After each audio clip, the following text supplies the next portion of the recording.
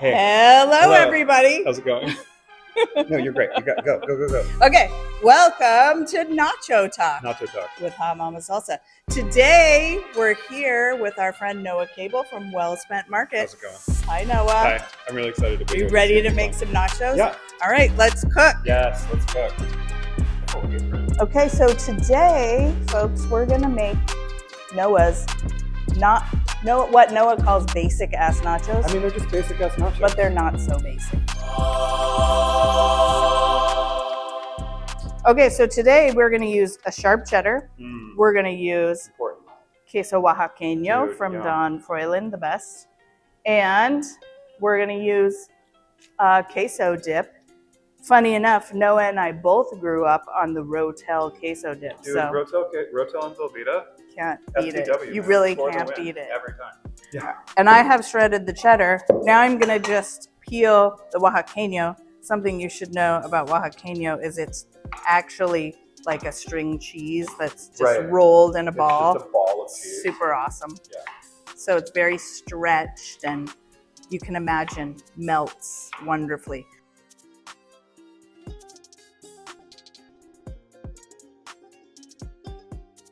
So how many years ago did you start your biz? Okay, so I started in 2008. Yeah. And I was at the Interstate Farmers Market. Is that where I think that was the farmers market we met at. We were doing as many farmers markets as we could. And by we, I mean my business, but I think your business was as well. And I remember the Interstate Market, and then I remember that dumb market at the bottom, where before the tram existed, there was like an OHSU market, or maybe it was over where the Northwest Natural Medicine College is. Oh, yes. Oh, yeah. Right. Yeah. Oh, my God. I totally forgot about that. Right. Remember that one? Yeah. Remember that dumb farmer's market? I mean, all farmer's markets are great. Kids, go to the farmer's market. It's great. But anyhow, that farmer's market was horrible.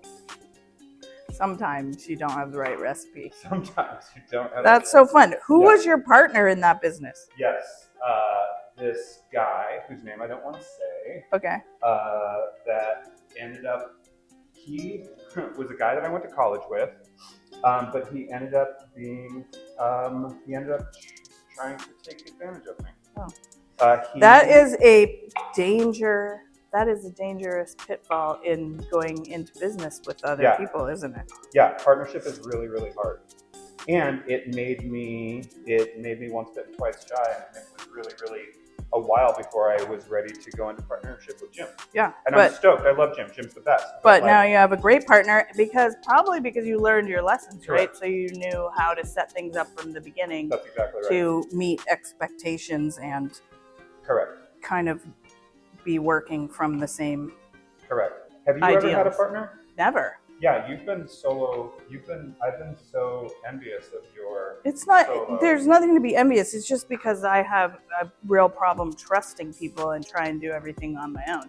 Right, it makes so it's going perfect. Yeah, I mean, it makes everything harder. Yeah. Let me tell you that. I bet.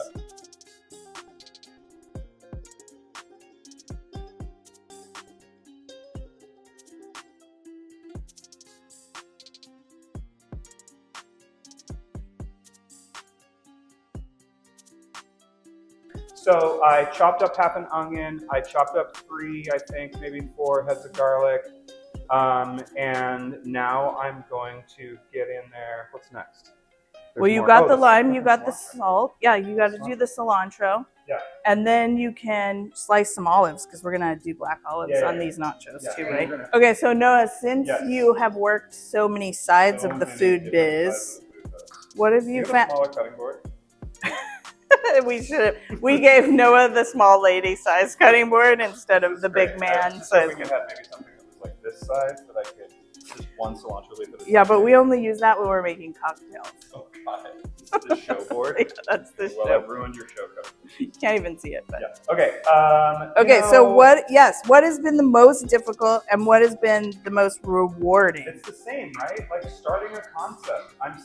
My ADHD is pulsing through all of my veins when I'm like getting something going, but it is so freaking hard to like, and it doesn't have to be like launching a new biz. It can be like launching a new product within your biz. Like that kind of like. You're saying that's the fun stuff. And the hard stuff. Yeah. It's both. Like the hard stuff is also the funnest stuff for me oftentimes. Because I love launch. I'm so good and so much fun at launch, but son of a gun if it isn't wildly difficult. I don't know. See, I don't feel that way. I feel like that's the easy stuff because it's so fun and creative. And the hard stuff for me is like the employee stuff and the constant totally heard. facility breakdown stuff. I don't have a 50,000 square foot facility under my. I don't either. How big is this place?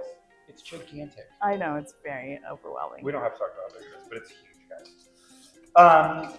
Well, we'll see also what we were talking about a second ago in that I have partners and you don't, and so launch is different for me. Yeah, the hard part of launch. Right? Yeah, You're that is the hard part. In your office, figuring it out and doing it, and I'm like. Although we do totally work as a team here, and like when anything happens, it's a group effort for sure. But I do reserve the right to be the ultimate decision maker. So I guess you're right. That does make it easier. I love that you pointed that out because that's something I take for granted. Just saying. Cool. What is your favorite part of being in the food biz? Eating good food. Same. Same. I mean, when all else fails and we have no money and, you know, everything is a struggle, we still eat really good. Yeah. It's the perk sometimes. Sometimes it's the perks you work for. Yeah. And also, like for me, I'm so enchanted by chili peppers and in love with chili peppers. The fact that I get to be out on farms and work with farmers and look at the growing process and learn about all that stuff, for me, that's the best. For me, another part of it is community, which going back to that time we met and spent together at the farmer's market, I didn't realize or recognize at first when I was building Wellspent, after I partnered with Jim, that what I was doing was kind of rebuilding those times that we spent together at the farmer's market. Yeah. Because that community is like so meaningful for me. It's like why I get out of bed in the morning. It's the gym. Well, for sure, for all of us, and I think that is a big thing. Big part of food is that brings people together and brings people comfort. I mean, it's why we do this for sure. And wouldn't you say that in this really interesting way, being a food business owner is a relatively solitary pursuit, which is like in juxtaposition to the fact that food, for all intents and purposes, brings people together. And so we got into it because it brings people together, but then when we're doing it, we're oftentimes kind of like by ourselves in the kitchen. Yeah, this is true. And this is why we have our community of each other, right? And that, friends, is why we have Nacho Talk. We'll be right back. Okay, we're ready. I think we're ready to build. And from what I hear, this is kind of the most important you don't just build a house, without thinking about the plan and building. Okay, so what we're going to do is we're going to do a bed of chips. We're going to go with the cheddar first. We're going to warm that, get a little melty vibes, and then we're going to build. But that's going to be like the structure that holds the whole thing together. The strong foundation. Because wait, I thought we were doing a smear of queso on the bottom. Yeah, we are, dude. Because you got to have the cement. To make right? Couldn't agree with you more, sister. Okay. How's that? All right. That way, if you have a chip and you're like, this doesn't have enough cheese on it, you can smear it off the bottom. Oh, forgot to taste test the real talk. I mean, it's always the same. It's always going to be good. Yep. Also comfort food. My mom would be proud. Mm-hmm. My dad would want shitty stuff. Yeah. We're going to need 2 more bags of chips. Okay. We have 1 more bag. I thought this was a chip factory. Okay. It is. So now we're going for the sharp cheddar. Yeah. So this, the nachos come out. Part of the magic of nachos is when you go to grab a chip and like 3 chips come. Yes, absolutely. Yes. And you get like the super stuck nacho. together. Yeah, exactly. So this is we might want to change the name to cheesy ass nachos. Yeah. Okay. Well, let's see how it goes. Yeah. Okay. Now, this is the first layer, right? Yeah, this is ready to go in. The magic of warmth. We're going to send this to the oven. Yes. Oh, thank you. Probably at 350. 400? 400. Yeah, 350, 375. 400. Depending on your oven. Here's the deal. And this is the truth for me. Did you get that on film? Say that again. I said I don't know. The outtakes. I don't know anything. But you know everything. No, I don't know everything. You know everything. I surround myself with women that are way smarter than me. It's how I do the things I do. It's like without it. It's a good tactic. Like, when you're like 350, 400, literally in my brain, I'm like, I don't know what to tell my wife. Really? Mm-hmm. In your mind? Yeah. Okay. Do you want me to call Liz, my deli manager? I would put your nachos in the oven at 400, because if you're talking while you're making nachos and you have it on broil, you risk you're gonna burning a chip, and you might not want to do that. And you're gonna be bombed. But if you're on it, you can do broil. Yeah. Right. Yeah. If you're focused. Yeah. Maybe get a stool. Sit right there. Focus. All right. And thanks to the magic of video, look at we have our first layer. Hot and perfect. Okay, that looks really good. Yeah, let's see if we can do a little stretch test. Okay. Yeah, you're getting a little bit of stretch. Okay. Getting a little bit of stretch right there. See what I'm talking about? There you go. Vibey. Okay. All right, so what's the next layer then? Well, more I think chips? Bean. And okay, then bean. Chip. And now it's just like guac goes at the end, guacamole island at the top. But now we go bean, chip, cheese. I love it. And we just pile them as high, but also delicately as we can. Okay, so let me tell you about the beans that I made. What are these beans? So have you ever had these beans? They're called Mayacoba beans, or sometimes you see them called yellow Peruvian beans. Yellow Peruvian. They're beautiful. They're a bright yellow bean, and their origins are Peruvian. These beans that I have came from Jim Myers at OSU. Oh, Jim Myers. Who bred this variety for color and texture. Yep. But they're so creamy, right? Yeah, those are delicious. So all I did with the beans is I soaked them overnight, put them in fresh water with some epazote, some garlic, some onion. What? Epazote? What that? Oh, what is that? Yeah. Now you're putting cheese on them. Ooh. Okay, so now we're doing queso. Yeah. More queso. Yeah, we're doing great. Okay, epazote is a Mexican herb. Uh-huh. Sometimes referred to as the gasoline herb, because it does have an insane fragrance. Got it. But it is used. Oh, gasoline smell, like the way they say pot smells like gas, like that kind of gas. Okay, great. But it's delicious, and it's traditionally cooked with beans, both because it has great flavor and because it reduces the gaseous effect that beans can have. Oh, got it. I love it with potatoes, in particular potato taquitos with epazote is one of my favorite. So I grow tons of it, and then I save it, I dry it and save it for the year so I can use it in my beans all year long. Now, how does the Oaxaqueño, what is it from on the melty tip? Oh, well, that's why I was saying it's the best quesadilla cheese because it melts beautifully. Nice. It really is similar in texture to a mozzarella. Yeah, got it. But I think it has more of a beautiful bite to it. Hell yeah, Meximats. Delish.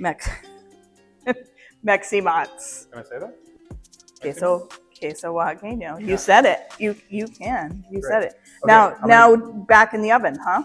Yeah. Or you're gonna do a little towering. We're gonna just keep towering. You are doing a really great job of but constructing this evenly so that it is a full base and a full tray from the bottom up, instead of like a pyramid tower. We all had those nachos where you get into a pocket of nothing. Yeah. And you're like, oh, cool, it's just burnt chips. Pass. I kind of love that. Burnt chip. I mean, yeah, I do too. But don't you want a little cheesy vibes in there too? Well, yeah, but I love the burnt chip myself. Okay, so you're doing 2 layers now and then back in the oven. Yeah, although I think we should do beans. A beans? Yeah, okay. right there. Do you want it just in one spot or layered about? But just right in that zone. Okay, right in that, don't get out of the top zone. Yeah, keep it in the zone. Think pyramid, stay in the zone. these. Oh, look at that masterpiece. It looks amazing, Noah. Yeah, it's coming together. It is coming together. Okay, so do we dare to stack up more, or do we say this is looking great? Let's go guacamole island. Let's go salsa, olives, your wonderful pickled onions. Yeah, let's do it. We're ready. I think we're ready. Because I think if we do another layer, we're going to get some toppling. I mean, we could do this. We could try and set a record of some sort. Well, that will be another contest. Okay, great. All right, so Guacamole Island, you're on. I kind of stepped right into management in restaurants because I'm like, I don't want to be a bartender, mostly because I didn't want to like get a cocaine problem. Oh, that was smart. You know? Good forethought. Yeah, like server equals bartender equals and then when I was at Bunk and we had the Bunk truck, we did salsa next. Yeah, salsa. I'm gonna let you do the salsa. Okay, we're gonna do salsa mexicana. Dude, chipotle. The best salsa. I mean, you make so many good salsas, but this is my favorite. Oh yeah, well we should talk about your time at Bunk. I almost forgot about that. And then the Bunk truck at Pickathon, and one morning for breakfast, the cook didn't show up, and I had to make like 150 fried egg sandwiches. There was like a line of people that But went you forever. can do it. I did it. I don't know if I can. Yes, I can do it. Right, so you've avoided a lot of the toxicity in restaurant kitchen. I've been adjacent to that toxicity for sure. But you've never been one of those chefs that were throwing things and yelling in kitchen. No, but I've had things thrown at me and I've been yelled at. Me too. Yeah. That's what's so fun about owning a company. Yeah. It's all women led. There's no yelling and throwing things. That's what I tell people even when I interview them. Yeah. Because we get a lot of people who come from the restaurant world. I'm like, there's no throwing. There's no throwing things or yelling in the kitchen. And I've been, because I was on the other side of that, I'm in the same boat. I'm like, I don't want that. I don't want that so fun. Near. All right, you doing, look at how pretty these look. It's looking so gorgeous. I know. It's looking so I think that's changing though in the restaurant world. At least I have a lot of restaurant friends who are trying to change it. I agree, and I'm so happy that it's changing. Yeah. Like, I think everyone is. The hell out of here. Okay, so I pickled these onions for you, even though you didn't ask for this as part of the recipe. And but you did say I like jalapenos, and in my mind I thought, but I really like them pickled on my nachos. And if I was going to pickle onions, then I mean, if I was going to pickle jalapenos, I thought I should pickle some onions. Red onions are my favorite. Super simple, equal amounts white vinegar and water. Yep. So I do a cup and a half of each. I do 2 tablespoons salt, 2 tablespoons sugar, equal amounts of that. And then I do black pepper, coriander, bay leaf, and Mexican oregano. Do you warm the liquid? Yeah. Yeah. Yeah. So I bring it to a boil. Right. Stir it, take it off the heat. Yeah. Use mandolin to slice all the veg. Of course. And then pour it over. And you can pickle anything like that. I know. But these are delicious. Mexican oregano, I think, is key for good pickled onions. Agreed. But that looks so pretty. Look, you have like a little light pink, the green. Yeah. Okay, so now we've got 2 things left. That, and then the olives. Yeah. I'm going to let you do the olives. I will do the sour cream. So here, jump on in. So sliced black olives. It's going to look good with the jalapenos. Give me a little dark pop on there. I guess I'm not doing it as strategically placed as you did. I went over and over and over. Yeah, see, I'm a messy cook. I'll just throw it all on there. But this is all about the structured nacho. Structured nacho is a delicious nacho. I agree, because you want a little bit of everything on many bites, right? So how many people do you think these nachos would feed?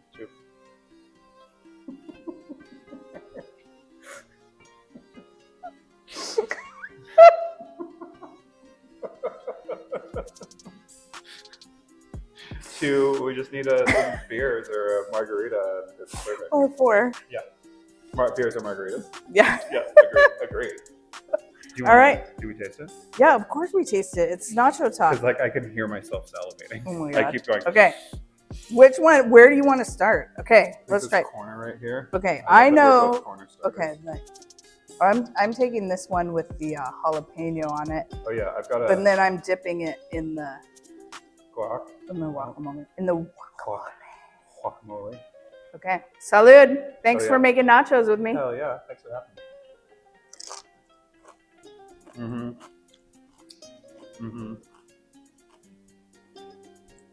Oh yeah, dude, those are vibing. But you know what I think? Yeah. We should put more queso on the top. Because the queso's like all buried under there. I didn't get it on my first bite. Okay. There we go. That's great. Okay, one more taste. One more, real quick. Just see what's like. With some guacamole.